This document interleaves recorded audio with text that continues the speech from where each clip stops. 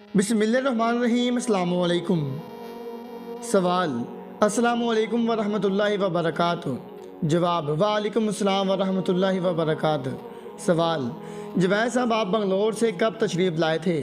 जवाब, मैं पिछले हफ्ते आया था। असल में मैं वसीम भाई से बहुत ज़माने से कह रहा था कि हज़रत से मुलाकात करवा दें, मगर उनको छुट्टी नहीं मिल रही थी। इत्तफाक से कंपनी की तरफ से दिल्ली काम के लिए सफ़र का प्रोग्राम बनाया। मैंने खदीजा से कहा कि चलो दोनों चलते हैं, हज़रत से मुलाकात हो जाएगी। वो बहुत खुश हुई। अल्लाह का शुक्र है कि हज़रत से मुलाकात हो गई। सवाल, आपका वतन बंगलोर ही है ना? जवाब, नहीं, हम लोग असलन महाराष्ट्र में पूना के करीब के रहने वाले हैं। मेरी अहलिया खदीजा नागपुर के करीब एक शहर से ताल्लुक़ रखती है। अब उनके वालिद बंगलोर में रहने लगे हैं। वो बीजेपी असिस्टेंट सेक्रेटरी हैं। वो बड़े एक्टिव लीडर हैं। उन्होंने नागपुर को सिर्फ कर्नाटक में पार्टी का काम करने के लिए छोड़ा है और उनके कर्नाटक आने से पार्टी को बड़ा फ़ायदा हुआ है। और अगर मैं कहूँ कि कर्नाटक में मौजूदा फ़िरका वराना माहौल बनाने में खदीजा के वालिद का असर रोल है तो बेजा ना होगा। सवाल, आपके वालिद क्या करते हैं? जवाब, मेरे वालिद साहब स्कूल के प्रिंसिपल हैं। पूना में मैंने अपनी तालीम मुकम्मल की, वहीं से ग्रेजुएशन, फिर बीटेक और एमटेक किया। बंगलोर में विपर एक सॉफ्टवेयर मशहूर कंपनी है, उसी में मुझे मुलाजमत मिल गई है। इसी में काम करता हूँ। अल्लाह का शुक्र है, बहुत फरावानी का रोज़गार अल्लाह ने मुझे दे रखा है। सवाल, आपकी अहलिया भी मुलाजमत करती हैं? जवाब, करती हैं। अल्हम्दुलिल्लाह मुसलमान होने के बाद मैंने उनसे मुलाजमत छुड़वा दी है। सवाल, उनकी तालीम कहाँ तक है? जवाब, वो भी एमटेक है, बल्कि वो बीटेक और एमटेक में गोल्ड मेडलिस्ट हैं। वो एक बहुत मशहूर अमरीकी कंपनी में काम कर रही थी। उनको 2 साल पहले जब मुलाजमत छोड़ी है 1,18,000 रुपये तनख्वाह मिलती थी। सवाल, इतनी बड़ी तनख्वाह छोड़ने पर राज़ी हो गई? जवाब, जिस बड़ी चीज़ के लिए मुलाजमत छोड़ी है ये तनख्वाह उसके पास ही में भी नहीं। उन्होंने ये मुलाजमत अपने रब का हुक्म मानने के लिए छोड़ी है। अब आप बताइए कि अल्लाह के हुक्म के आगे ये 1.25 लाख रुपए महीने की तनख्वाह क्या हैसियत रखती है? और सच्ची बात यह है, रोते हुए हम गंदे तो एक पैसे छोड़ने वाले नहीं हैं। मेरे करीम रब को हम पर तरस आया कि उन्होंने हमें ईमान अता फरमाया और फिर इस ईमान के लिए इस तनख्वाह को छोड़ने की तौफीक भी दी। सवाल, माशाअल्लाह, बहुत मुबारक हो जुवैद साहब। अल्लाह ताला में भी इस ईमान का कुछ हिस्सा अता फरमाएँ। जवाब, आप कैसी बात कर रहे हैं? हम आपके सामने किस लायक हैं? मौलाना अहमद, आपके पास तो ईमान का ख़जाना है। आप तो ईमान के सिलसिले में पुश्तैनी रईस हैं और हम तो अभी सड़क छाप रिटेलर हैं। सवाल, असल में आपका ईमान खुद का कमाया हुआ है और हम लोगों को विरसा में मिल गया है। जवाब, हमारा भी खुद का कमाया हुआ कहाँ है? सिर्फ़ और सिर्फ हमारे अल्लाह की करम फरमाई है कि हम निकामों को भीख में दे दिया है। अलबत्ता हमें अभी अभी मिला है, नई नई नेमत मिली है तो ज़रा कदर तो होती है, शौक़ सा तो रहता है। नई नई गाड़ी मिल जाए, नया घर मिल जाए तो ज़रा शौक़ सा तो रहता ही है। बस हमारा हाल यही है। सवाल, आपको इस्लाम से कैसे दिलचस्पी हुई थी? जवाब, ये एक बहुत दिलचस्प कहानी है। सवाल, ज़रा तफसील उसकी मालूम करना चाहता हूँ। जवाब, 2002 में मैं बंगलोर आया तो शांति नगर के पास एक हॉस्टल में रहने लगा।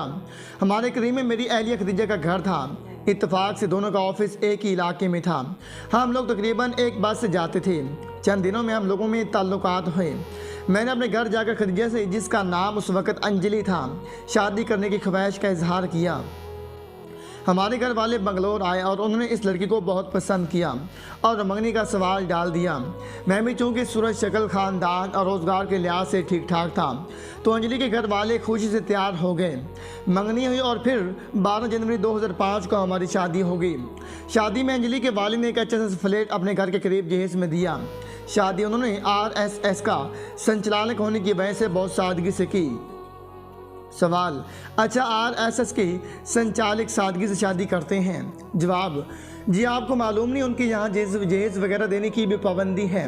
ये फ्लैट भी उन्होंने बहुत छुप कर दिए हैं, लोगों को मालूम नहीं। सवाल, हाँ तो आगे बताइए। जवाब, मैं हॉस्टल छोड़कर अपनी अहलिया के साथ उनके फ्लैट में रहने लगा। मेरे साथ मेरी कंपनी में जम्मू कश्मीर के एक साहब वसीम नाम के मुलाजमत करते हैं। सूरत से खूबसूरत मुसलमान पूरी दाढ़ी के साथ मुलाजमत करते हैं। ऑफिस में पाबंदी से ज़ोर असर की नमाज अदा करते हैं। हम लोग उनको देखकर शुरू में कश्मीरी आतंकवादी समझते थे। मगर जैसे जैसे दिन गुजरते गए पूरे दफ्तर में उनकी पहचान एक बहुत शरीफ और मोहतरम इंसान की तरह हो गई। शायद हमारे पूरे दफ्तर में लोग उनसे ज़्यादा किसी का एहतराम करते हों। उनके अफसर भी उनको हजूर और जनाब से बात करते हैं और ये सिर्फ उनकी दीनदारी की वजह से है। उनकी एक बहन जो उनके साथ बंगलौर में रहती हैं फिजियोथेरापिस्ट हैं, एक नर्सिंग होम में काम करती हैं। वो भी बुर्का और नकाब के साथ वहाँ जाती हैं और एक मुस्लिम नर्सिंग होम में सिर्फ औरतों को वर्जिश करवाती हैं। ये दोनों भाई बहन आपके वालिद साहब से दिल्ली में बैत हुए थे और मकान पाबंदी से पढ़ते रहे हैं। दोनों दावत के धर्म में लगे रहते हैं। वसीम से मौका पाते शुरू हो जाते हैं। दफ्तर के बहुत से लोगों को उन्होंने किताब में और कुरान मजीद सलाम सेंटर से ला कर दिए हैं। मेरे दफ्तर में मुझसे पहले 2 लोग उनकी कोशिश से मुसलमान हो चुके थे। एक इतवार को उन्होंने मुझे अपने घर लंच पर आने की दावत दी और घर बुलाकर बहुत दर्द के साथ इस्लाम कबूल करने को कहा। मैंने कहा कि मैं इस्लाम को पसंद करता हूँ और इस्लाम की तरफ से मेरा जहन बिल्कुल साफ़ हो गया है और मैं समझता हूँ कि इस्लाम ही सच्चा मज़हब है। हिंदू मज़हब खुद उलझी हुई भूल भलियाँ हैं जिसमें अकल के लिए कुछ भी नहीं। मगर मेरा ख़ानदान, खसूसन मेरे ससुराल जिसके साथ मैं रह रहा हूँ, वो RSS और BJP का सरकर्दा ख़ानदान है। मेरे लिए मुसलमान होना किस तरह मुमकिन है। वो रोने लगे और बोले, आशीष भाई, अगर खुदा न करे ईमान के बगैर मौत आ गई तो सिर्फ आपके ससुर नहीं, सारी दुनिया के नेता मिलकर भी आपको दोज़ख से बचाना चाहेंगे तो भी बचा नहीं सकते। इसलिए आप अल्लाह के लिए सच्चे दिल से कलमा पढ़ो और मुसलमान हो जाओ। आप किसी को मत बताना। मैंने कहा मुझे नमाज़ पढ़नी पड़ेगी, इस्लाम को फॉलो करना पड़ेगा, वरना मुसलमान होने का क्या फ़ायदा होगा। वसीम साहब ने कहा कि छुप कर जैसा मौका मिले आप नमाज वगैरह पढ़ लिया करना। अगर आप ज़िंदगी भर एक नमाज भी ना पढ़ सकें लेकिन सच्चे दिल से कलमा पढ़कर अंदर से ईमान ले आए तो हमेशा की दोज़ख से तो बच जाएंगे। वो बहुत दर्द से मुझे समझाते रहे। उनके दर्दमंदी ने मुझे मजबूर किया और मैंने कलमा पढ़ लिया। वसीम ने कहा दुनिया के लिए नहीं तो आखिरत के लिए आप अपना इस्लामी नाम रख लो। मैंने कहा आप ही रख दो। वसीम ने जोगेंद्र आशीष पाटिल के लिहाज से जवेद अहमद पाटिल रख दिया। फुर्सत और लंच में वो मुझे नमाज वगैरह सिखाने लगे। अल्हम्दुलिल्लाह रफ्ता रफ्ता इस्लाम मेरी पहली पसंद बन गया और अल्लाह का शुक्र है मैं बहुत जल्द 5 वक्त नमाजी बन गया। सवाल, घर में आपने इतरा कर दी? जवाब, नहीं, बिल्कुल भी नहीं। छुप कर नमाज़ पढ़ता हूँ। कपड़े बदलने के लिए बेडरूम का दरवाज़ा बंद करता हूँ और चुपके से नमाज़ पढ़ लेता हूँ। घर से बाहर दोस्तों के साथ जाने का बहाना बनाकर दूर मस्जिद चले जाता हूँ और रमज़ान आया तो मुझे रोज़ा रखना था। पेशाब के बहाने उठता, किचन जाता और कुछ दूध वगैरह शहरी में पी लेता। ऑफिस से लेट लौटता, रास्ते में अफ्तार कर लेता। वसीम मुझे अंजलि पर काम करने को कहते मगर मैं हिम्मत नहीं कर पाता था कि उसने अपने घर बता दिया तो वो लोग मुझे ज़िंदा ना छोड़ेंगे। आपकी अमानत आपकी सेवा में हज़रत की किताब घर लेकर गया और बेड पर डाल दी। मैंने आकर आया तो देखा अंजलि पढ़ रही है। मुझे देखकर बोली, ये तो किसी मुसलमान मौलवी की लिखी हुई किताब है, इसमें आप क्यों पढ़ रहे हैं? मैंने टलाया कि एक दोस्त ने ज़बरदस्ती दी थी। तुमने देखा कैसी जादू भरी किताब है? अंजलि ने कहा, नहीं, मुझे भी ये किताब हमारे ऑफिस में एक लड़की ने दी है। वो पहले क्रिश्चियन ईसाई थी, अब मुसलमान हो गई है। मैंने तो वापस कर दी। मौलाना अहमद साहब के इस कदर मुजाहिदे के साथ मैंने रोज़े रखे, बयान करना मुश्किल है। अब ईद आई, किसी भी तरह ईद की नमाज तो फ्रेजर टाउन जाकर अदा कर आया मगर घर आकर कमरा बंद करके बहुत रोया। मेरे अल्लाह, मेरी ईद कब आएगी? सब मुसलमान तो ईद मना रहे हैं और मैं तो कह भी नहीं सकता कि आज ईद है। दोपहर के बाद मैंने कमरा खोला और अंजलि को तलाश किया। वो दूसरे कमरे में दरवाज़ा बंद की हुई थी। मैंने नॉक किया। कुछ देर के बाद उसने दरवाज़ा खोला, देखा तो आंखें सूज रही थीं। मैंने कहा, तुम क्यों रो रही हो? बोली, कोई बात नहीं, आज ना जाने दिल पर कुछ बोझ सा है, बस अंदर से रोना आ रहा है। दिल को हल्का करने के लिए दिल में आया कि कमरे बंद करके रो लूँ। आप परेशान ना हो, कोई बात नहीं है। मैंने कहा कि चलो डॉक्टर को दिखा दूँ। वो बोली, मैं अंदर कमरे में अपने डॉक्टर को दिखाने गई थी। मैंने कहा, तुम्हारा दिमाग तो ठीक है ना? अंदर कमरे में डॉक्टर कहाँ से आया? उसने कहा, हाँ, मेरा डॉक्टर इस कमरे में था। मेरा दिल मेरा डॉक्टर है। मैं अपने डॉक्टर के सामने रोने गई थी। मैं परेशान हो गया, बहुत सोचता रहा और फिर हम दोनों ने बोझ हल्का करने के लिए पार्क में जाने का प्रोग्राम बनाया। 1 साल इस तरह गुजर गया। रमज़ान है, मैं इतवार को किसी बहाने घर से बाहर चला गया। अंजलि मुझसे मालूम करती कि दोपहर को खाना घर पर ही खाएंगे ना। मैं कहता कि तुम मेरे लिए मत बनाना, मैं तो दोस्त के साथ खाऊंगा। रोज़ा अफ्तार करके घर आता, मालूम करता दोपहर क्या खाना बनाया था। तो वो कहती बस अकेले के लिए मैं क्या बनाती, बस चाय वगैरह पी ली थी। मैं सोचता ये बेचारी मेरी वजह से खाने से रह गई। ईद आई तो हम दोनों का एक ही हाल था कि मैं अलग कमरे में कमरा बंद करके अपने रब से अपनी ईद ना होने की फरियाद करता। वो भी पहले साल की तरह दूसरे कमरे में से रोती हुई आंखों से निकली। अब मुझे उसकी तरफ से फिक्र होने लगी, इसको कोई दिमागी बीमारी तो नहीं होगी। वो कभी भी कमरा बंद कर लेती। ईद के 2 महीने बाद एक रोज़ वो इतवार को दोपहर के 3 बजे कमरे में गई और अंदर से कमरा बंद कर लिया। अब मुझे बेचैनी होने लगी। इत्तेफाक से खिड़की हल्की सी खुली रह गई थी। मैंने दरीचे पर से देखा तो वो कमरे में नमाज़ पढ़ रही थी। नमाज के बाद वो बड़ी मिन्नत के साथ देर तक दुआएं मांगती रही। उसके बाद उसने कुरान मजीद अपने पर्स से निकाल कर उसको चूमा, आंखों से लगाया और तिलावत की। मेरी खुश बस देखने लायक थी। हिम्मत करके मैंने अपने हाल को छुपाया। तकरीबन 1 घंटे के बाद वो कमरे से निकली तो मैंने अपने हाल पर काबू पाकर उससे पूछा, अंजलि तुम अपना हाल मुझसे छुपा रही हो, सच बताओ क्या परेशानी है? मुझे तो ऐसा लगता है कि तुमने किसी से दिल लगा लिया है। उसने कहा कि दिल तो आपको दे दिया था, अब मेरे पास कहाँ है कि दिल लगाऊं।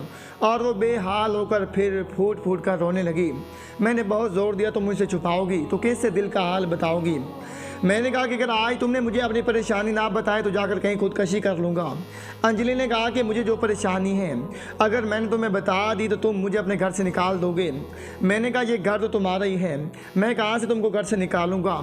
वो बोली मुझे एक ऐसी बीमारी लग गई है जो ला इलाज है और अगर वो बीमारी मैं आपको बता दूँगी तो आप 1 मिनट में मुझे छोड़ दोगे। मुझे ऐसी बीमारी लगी है जिसे आज के ज़माने में बहुत गंदा समझा जाता है। मैंने कहा मुझे बताओ तो, मैंने तुम्हारे साथ जीने मरने के लिए तुमसे शादी की है। उसने कहा कितने लोग हैं जो जीने और मरने को कहते हैं, मगर कहना और है और करना और है। आप भी सिर्फ कह रही हैं। अगर मैंने वो बीमारी जो मुझे लग गई है आपको बता दी तो आप इस बीमारी को इस कदर गंदा समझती हैं कि मुझे छोड़ देंगे। मैंने कहा अंजलि कैसी बातें करती हो, मैं तुम्हें छोड़ दूंगा। क्या इतने दिन में कभी तुम्हें मुझसे बेवफाई का शक भी हुआ है? तुम्हें अंदाज़ा नहीं कि मैं तुम्हें किस कदर चाहता हूँ। अंजलि ने कहा कि अभी तो वाकई तुम मुझे बड़े चाहते हो, मगर इस बीमारी का पता लगते ही आपका सारा प्यार ख़त्म हो जाएगा। मैंने कहा नहीं अंजलि ऐसा ना कहो, तुम मुझे अपनी परेशानी तो बताओ। मैं जिस तरह चाहूँ तुम्हें यकीन दिलाता हूँ कि हर बीमारी और शर्त पर जीने मरने का साथी हूँ। अंजलि ने कहा ये बिल्कुल सच है तो लिख दो। मैंने कहा खून से लिख दूँ? उसने कहा नहीं पेन से लिख दो।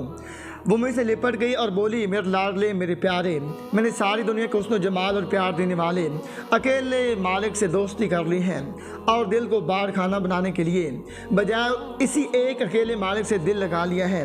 और मैंने बाप दादा से चला आया धर्म बल्कि अधर्म छोड़कर गंदगी और आतंकवाद से बदनाम मज़हब इस्लाम कबूल कर लिया है और मैं अंजलि नहीं बल्कि खदीजा बन गई हूँ। आपने तो लिख दिया है मगर अब आपको इख्तियार है। इस्लाम के साथ कबूल करते हैं तो अच्छा है, वरना आप जैसे 1000 और रिश्ते मुझे छोड़ दें तो मुझे इस्लाम ईमान के लिए खुशी से मंजूर है। और अब ये भी सुन लीजिए और फैसला आज ही कर लीजिए, अब मैं मुसलमान हूँ। किसी काफिर और गैर मुस्लिम शोर के साथ मेरा रहना हराम है। अब अगर आपको मेरे साथ जीना मरना है तो सिर्फ एक तरीका है कि आप मुसलमान हो जाएं, वरना आज के बाद आप छोड़े ना छोड़े मैं आपको छोड़ दूंगी। मैं उसने में इख्तियार चिमट गया, मेरी खदीजा, अगर तुम खदीजा हो तो मैं भी कब से जवायद अहमद बन चुका हूँ। वो खुशी से चीख पड़ी कब से? तो मैंने कहा 3 जनवरी 2007 से। वो बोली कैसे? मैंने पूरी तफसील बताई तो उसने बताया कि 1 जनवरी 2007 को खदीजा मुसलमान हुई थी। उसके दफ्तर की एक ईसाई लड़की जो मुसलमान होकर आयशा बन गई थी, उसने उसे कलमा पढ़वाया था। असल में वसीम की बहन फरहीन ने अपनी एक दोस्त प्रियंका को, जो गुलबर्गा की रहने वाली थी, डॉक्टर रियाना उनका नया नाम था, दावत देकर उनको कलमा पढ़वाया था। रियाना बड़ी दर्दमंद दाइया हैं। डॉक्टर रियाना की दावत पर 22 लोग गुलबर्गा और बंगलोर में मुसलमान हुए हैं, जिनमें आयशा भी थी। सवाल, माशाल्लाह वाकई बड़ा अफसानवी वाक़या है, आप लोगों को कितना मज़ा आया होगा। जवाब, खदीजा भी 2 साल तक रमज़ान में रोज़े रखती रही और छुप छुप कर नमाज़ पढ़ती रही। ईद के रोज़ दोनों छुप छुप कर रोते रहे। वो दिन में रोज़े मैं मुझे खाने को नहीं पूछती थी कि मुझे साथ खाना न पड़े, जबकि मैं भी इसी तरह टालता रहा। मैं डरता था कि कहीं उसको पता चल गया तो अपने घर वालों से कह देगी तो मेरा जीना मुश्किल हो जाएगा, और वो इसलिए नहीं बताती थी कि मैं उसे छोड़ दूँगा। 2 साल तक हम दोनों मुसलमान रहे, एक घर में रहते रहे, एक दूसरे से छुपाते रहे। इसके बाद जब ईद आई तो बस ईद थी। 2 साल ईद पर रोने को याद करके हम नादानों की तरह हंसते रहें। अल्हम्दुलिल्लाह सुम अल्हम्दुलिल्लाह, मेरे अल्लाह भी हम पर हंसते होंगे। हम पर कैसा प्यार और रहम आता होगा हमारे अल्लाह को। सवाल, अब आपके घर वालों को इल्म हो गया कि नहीं? जवाब, मेरे घर वालों को मालूम हो गया है। मेरा छोटा भाई और मेरी वालदा अल्हम्दुलिल्लाह मुसलमान हो गई हैं वाले साहब पढ़ रहे हैं, इंशाअल्लाह वो इस्लाम में आ जाएंगे। अभी खदीजा ने अपनी छोटी बहन को बताया है वो हमारे घर आकर इस्लाम पढ़ रही हैं, उनके घर वालों के लिए दुआ कीजिए। सवाल, माशाअल्लाह खूब आपकी कहानी, और मकान पढ़ने वालों के लिए कोई पैगाम दीजिए। जवाब, बस हमारे ख़ानदान वालों के लिए दुआ की दरख्वास्त है और आप दुआ करें कि हमने अपने हज़रत से ज़िंदगी को दावत के लिए वक़फ़ करने का जो अहद किया है अल्लाह ताला हमसे कुछ काम ले ले। सवाल, शुक्रिया, अस्सलाम वालेकुम व रहमतुल्लाहि व बरकातहू। जवाब, वालेकुम अस्सलाम व रहमतुल्लाहि व बरकातहू।